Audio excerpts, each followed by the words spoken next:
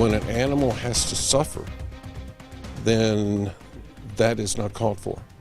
An upstate business was suspended for treating animals inhumanely. Records from the U.S. Department of Agriculture show Foster's Meats tried to stun animals with multiple gunshots. Now, this business is located in Duncan, and the owner tells 7 News they've now complied with all the USDA requests. But this is not the first time we've told you about violations at Foster's Meats.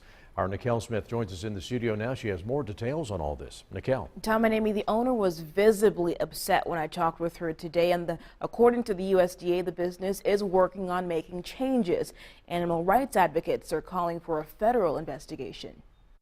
We've enjoyed what we've gotten down there. David Davis doesn't have to go far to shop at Foster's Meats off Christopher Street in Duncan. We have found them to be very friendly. The U.S. Department of Agriculture found the business failed to consistently handle and slaughter animals humanely. I have been involved in doing some butchering on the farm when I was growing up in other areas.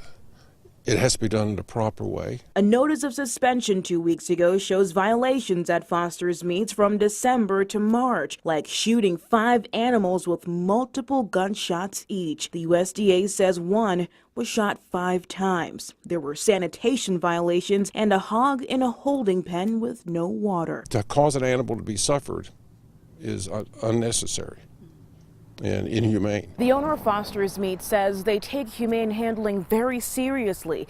Jennifer McAvee tells me that the suspension was placed in abeyance 2 days after it was issued, which means they've come into compliance with all of the requests made by the USDA, and the business is now back in full operation.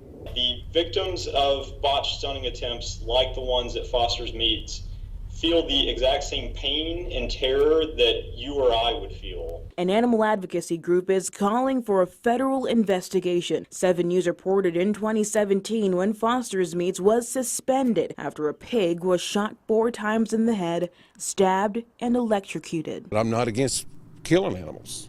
It just should be done in a way that the first shot should take them down. Plain and simple.